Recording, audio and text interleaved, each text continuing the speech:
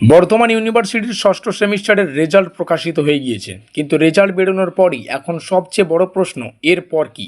যারা 4 year honours প্রোগ্রামে রয়েছো তোমরা কি সরাসরি সপ্তম সেমিস্টারে চলে যাবে?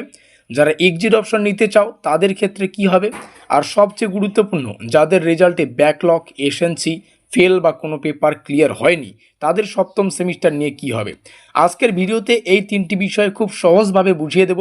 তাই বর্তমান ইউনিভার্সিটির ষষ্ঠ সেমিস্টারের ছাত্রছাত্রী হলে ভিডিওটি শেষ পর্যন্ত অবশ্যই দেখো। প্রথমেই রেজাল্ট নিয়ে গুরুত্বপূর্ণ আপডেটটা তোমাদের সামনে শেয়ার করি।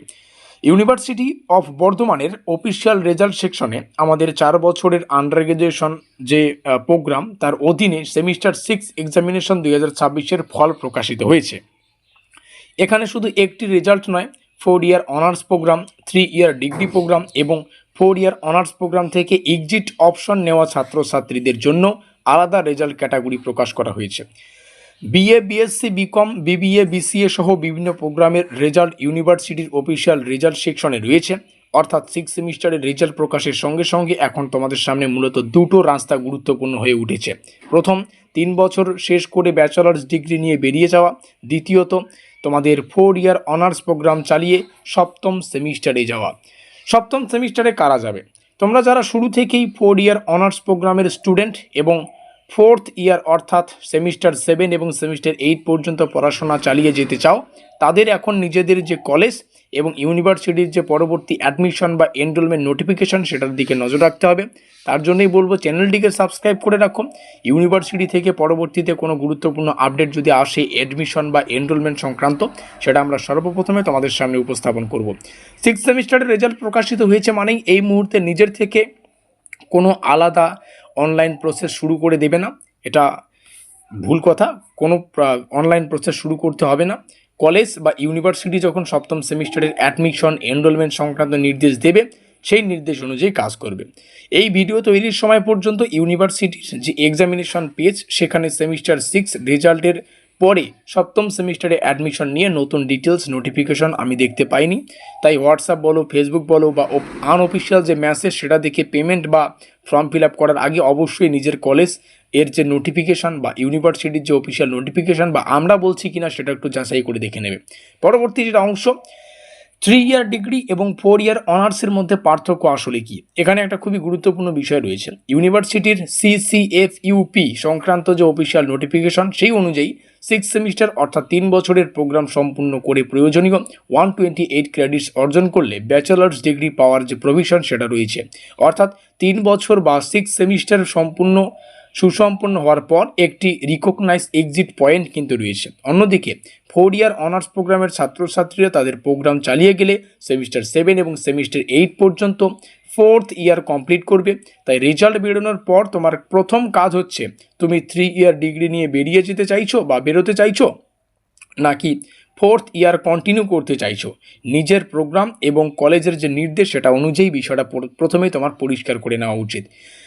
এবার পরবর্তী এক্সিট অপশন নিলে কি হবে। এবার আসি সবচেয়ে বেশি জিজ্ঞাসা করা প্রশ্নে। আমি 6 সেমিস্টারের পর আমার 4th ইয়ার পড়তে চাই না বা আমরা 4th ইয়ার পড়বো না, আমি কি এক্সিট নিতে পারবো?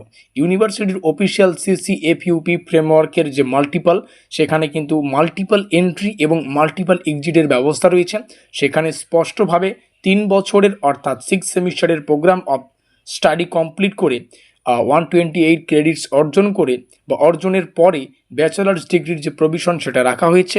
আর আমরা রেজাল্টের ক্ষেত্রেও তার বাস্তব প্রয়োগ দেখতে পাচ্ছি।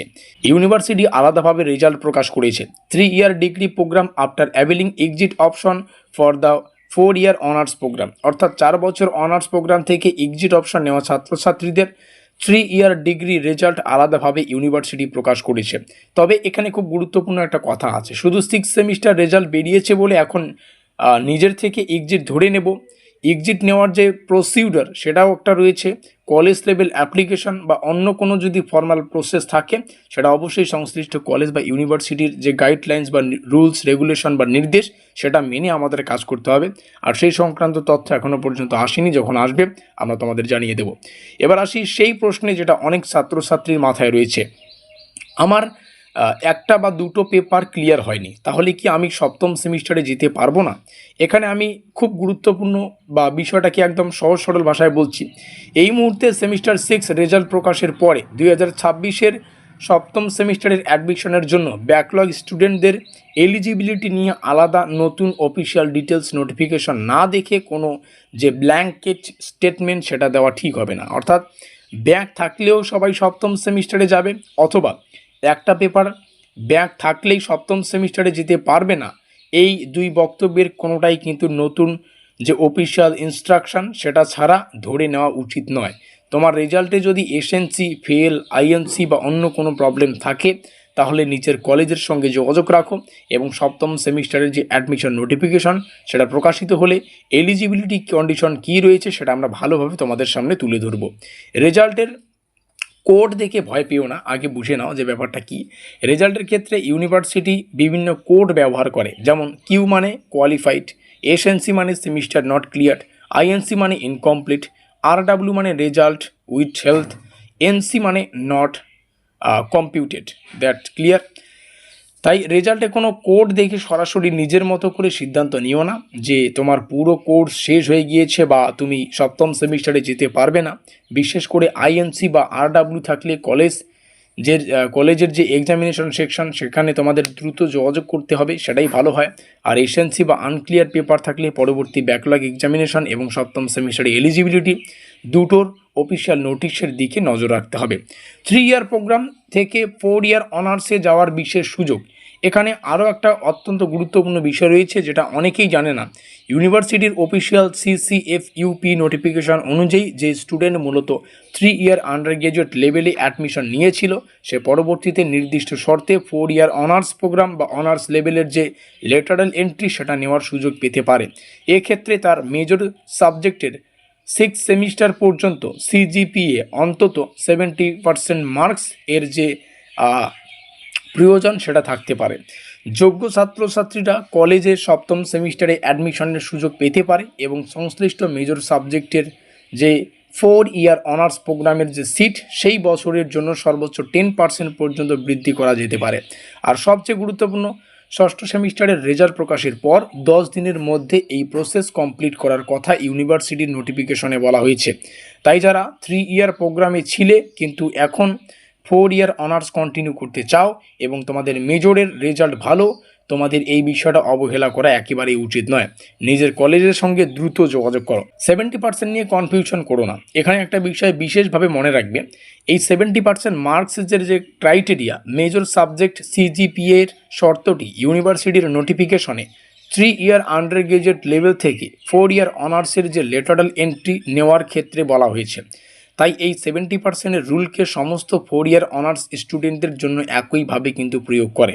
70% না থাকলে সপ্তম সেমিস্টারে যেতে পারবে না এমন সিদ্ধান্ত নেওয়া কিন্তু ঠিক হবে না। নিজের প্রোগ্রাম ক্যাটাগরি বুঝবে, তারপর রুল অ্যাপ্লাই করবে। এখন তোমাদের কি কি করতে হচ্ছে? প্রথম কথা, ষষ্ঠ সেমিস্টারের রেজাল্ট প্রকাশের পর আপাতত 5টি কাজ করো। প্রথম, নিজের রেজাল্ট ভালোভাবে চেক করো এবং সব পেপার ক্লিয়ার হয়েছে কিনা সেটা দেখো। দ্বিতীয়ত, তুমি 3 ইয়ার ডিগ্রি নিয়ে এক্সিট করবে নাকি 4th ইয়ার কন্টিনিউ করবে সেটা ঠিক করো। তৃতীয়ত, যারা 3 ইয়ার প্রোগ্রাম থেকে 4 ইয়ার অনার্সে লেটারাল এন্ট্রি নিতে চাও তারা 70% যে প্রযোজ্য বা 70%-এর যে ক্রাইটেরিয়া মেজর CGPA এর এলিজিবিলিটি থাকলে দ্রুত কলেজের সঙ্গে যোগাযোগ করো, কারণ ইউনিভার্সিটির নোটিফিকেশনে রেজাল্ট পাবলিকেশনের পর 10 দিনের প্রসেসের কথা বলা হয়েছে।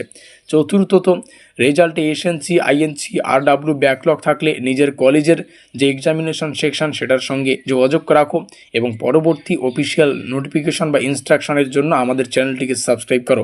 সপ্তম সেমিস্টারের অ্যাডমিশন, এনরোলমেন্ট এবং সেমিস্টার 6-এর PPR, PPS বা রিভিউ স্ক্রুটনি সংক্রান্ত নতুন নোটিশ প্রকাশিত হলে আমরা তৎক্ষণাৎ তোমাদের সামনে শেয়ার করব, আর তার জন্য চ্যানেলটিকে সাবস্ক্রাইব করা বাধ্যতামূলক। তাহলে পুরো বিষয়টা খুব সহজভাবে বললাম। তোমরা যদি নোটপত্র নিতে ইচ্ছুক হও নিচে দেওয়া যোগাযোগ নম্বরে যোগাযোগ করে আমাদের নোটপত্র সংগ্রহ করতে পারো।